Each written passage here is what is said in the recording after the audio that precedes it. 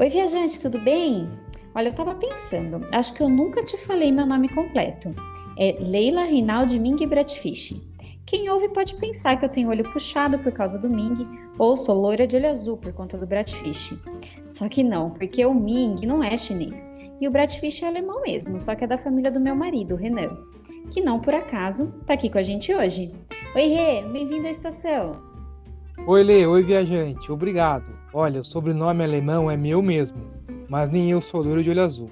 Na verdade, como quase todo brasileiro, sou resultado de uma grande mistura. Meu outro sobrenome é Mattioni, italiano, e também tenho ascendência portuguesa. Só que alguns diriam que tenho uma herança alemã sim. Pontualidade é super importante para mim. E tenho gênio um pouquinho forte, e luto para controlar. E eu também sou bem misturada, né? E dizem na minha família que às vezes eu tenho uma resposta rápida e com uma pitadinha de acidez, que carinhosamente chamamos de resposta Pierre, o sobrenome da minha querida e saudosa avó Tetê. Bom, viajante, já deu para ter uma ideia do assunto de hoje, né? Nossas origens. E você, é resultado de qual mistura étnica e cultural, hein? E não é só isso. Origem também tem a ver com a história da nossa família. Alguns tiveram histórias mais tranquilas, outros vêm de contextos mais sofridos e às vezes marcados por grandes tragédias. Será que eu sou a somatória de todos esses fatores, como uma equação? Quando fico nervoso, posso colocar a responsabilidade em um país que eu nunca conheci? Ou nos erros de que pessoas da minha família cometeram? Fica aí, viajante, esse papo está bem familiar.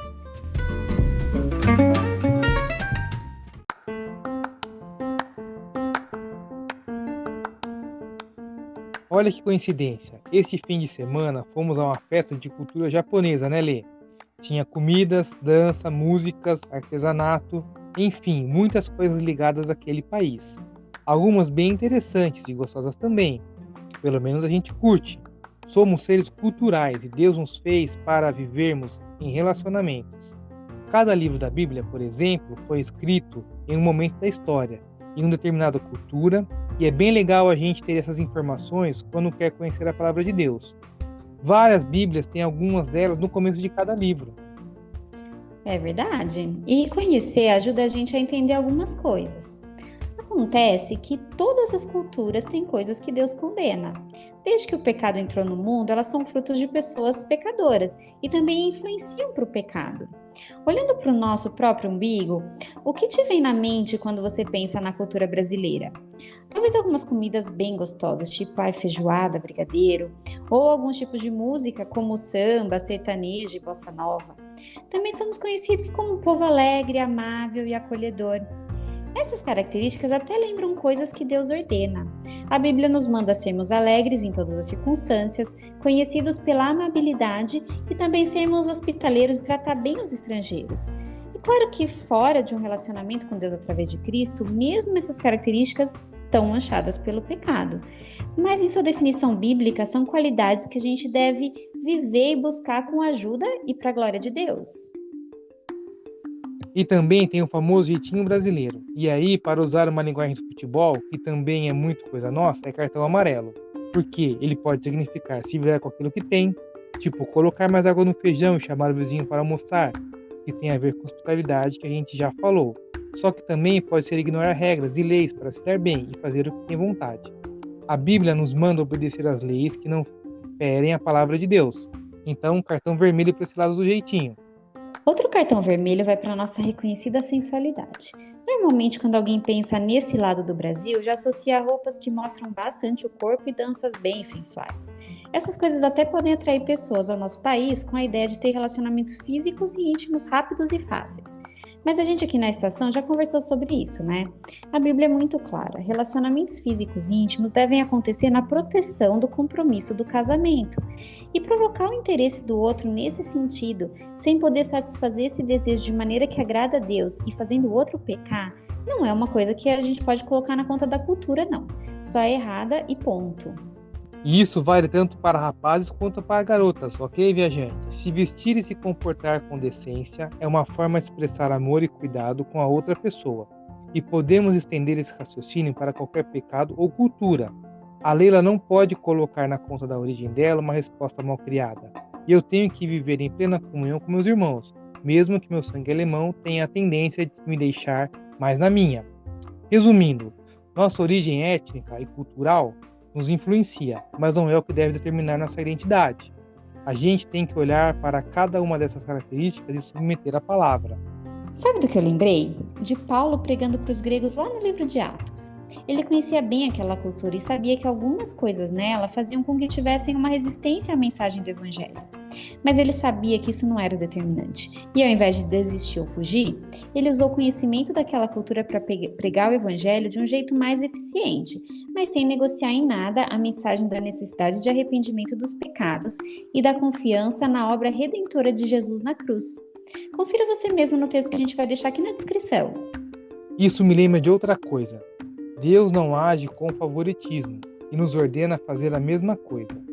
Temos que estar abertos a nos relacionar com pessoas de todas as origens e ver nisso oportunidade de demonstrar amor e de pregar a mensagem da salvação. É um contato muito rico, mas, seja dentro da nossa própria cultura ou em contato com outras, temos que permanecer firmes em não negociar princípios bíblicos. E se Deus não trata com favoritismo, significa que julga cada um segundo aquilo que faz, o que nos leva a outra parte da origem, nossa história familiar.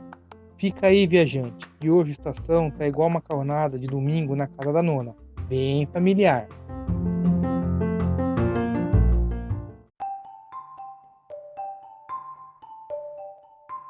Esses encontros de família podem variar bastante, não só no cardápio, mas no volume da conversa e até no clima. Tem família que todo encontro acaba tendo a famosa torta de climão, sabe? Ou talvez esses encontros já nem aconteçam mais, porque tem famílias com histórias muito tristes, de muita amargura e pecados cometidos uns contra os outros, sem serem tratados e sem perdão. Outras até têm alegria, mas só porque decidiram jogar certas coisas para debaixo do tapete, dando mais importância para uma paz de aparência do que tratar de verdade a vida uns dos outros. Mas, é claro, tem famílias que, pela obra de Jesus e a ação do Espírito Santo, buscam a verdadeira harmonia. Colocaram Deus no centro e usam sua palavra para buscar o bem do outro e acima do seu, e glorificar a Deus em tudo. Nessas famílias também existe sofrimento, desentendimento, mas elas sabem exatamente para onde correr quando eles acontecem. Qual dessas famílias se parece mais com a sua, viajante? Bom, isso eu não posso responder, mas posso te garantir o seguinte: não é ela que te define. Sim, viajante, porque pela obra do Espírito Santo de Deus, você pode ser o primeiro da sua família a viver de maneira piedosa. E o contrário também é verdade. Ter nascido e crescido em um lar cristão de 5 gerações não faz de você um cristão por tabela. A salvação é individual. Para ser salvo, cada um precisa experimentar pessoalmente o arrependimento pelo próprio pecado e depositar sua confiança de maneira completa e definitiva no sacrifício de Cristo por nós na cruz, recebendo o castigo que a gente merecia no nosso lugar. Ninguém da sua família pode viver isso por você, e nenhuma família ou história de vida complicada pode te impedir de tomar essa decisão se Deus te escolheu para filho. Do mesmo jeito que a salvação é individual, também somos pessoalmente responsáveis pelo nosso pecado. Que quer dizer que uma conversa muito comum que a gente ouve hoje, como "sou assim porque meus pais foram assados", tem que ser vista com muito cuidado. Claro que em uma família as ações de um afetam os outros, isso é muito real. Mas diante de Deus, não posso responsabilizar o outro pelas minhas ações. As pessoas que pecaram contra mim têm responsabilidade nisso e responderão por ela. Ao mesmo tempo, eu sou responsável pela maneira como ajo e reajo. Há consequências para o pecado. Mas, se sou nova criatura em Cristo, tenho poder para viver de maneira completamente nova e resistir ao pecado usando os recursos que Ele dá. Temos que lembrar que Deus é soberano e nada na nossa vida depende de acaso. Se somos seus filhos, mesmo que nossa história familiar seja complicada, isso contribui para o nosso bem, com o propósito de ficarmos mais parecidos com Jesus para a glória de Deus. Aí sim temos aprendido que está a nossa verdadeira identidade. A Bíblia é a régua, o padrão do que podemos manter e a tradição que deve acabar aqui e agora, comigo. Continua aí, viajante, você já é parte da família da estação.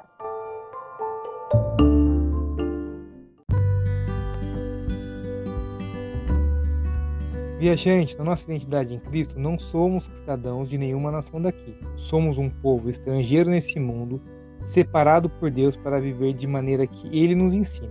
Somos filhos, netos, bisnetos e irmãos de quem Ele escolheu de maneira soberana. Somos resultado de uma mistura étnica e cultural que Ele mesmo calculou. E se somos seus filhos através de Cristo, cada uma dessas coisas é para o nosso bem, que é sermos como o nosso irmão mais velho Jesus. Foi bom estar na estação de hoje, Lê, que a gente possa continuar buscando a Deus na construção da nossa própria história familiar. Também gostei de fazer esse episódio bem caseiro. O viajante, nosso chamado não é para entender cada detalhe, mas para confiar. Deixe sua trisavó descansar em paz e aproveite o país de origem dos seus antepassados para turistar e talvez sim conhecer sua história. Mantenha algumas tradições gostosas se a sua família tiver alguma. Mas Deus nos ordena a nos responsabilizarmos pelos nossos atos, corrermos para o seu trono de graça, onde encontramos perdão e esperança para vivermos a nova vida que Ele nos dá. Viva a liberdade de não ser aquilo que passou de onde veio. Não custa repetir, a nossa identidade está em Cristo. E no próximo episódio, você já sabe o que vai ser quando crescer, viajante? Essa pergunta coloca o que a gente vai fazer, a nossa profissão, no mesmo sentido do que somos. Será que somos o que fazemos? Até lá!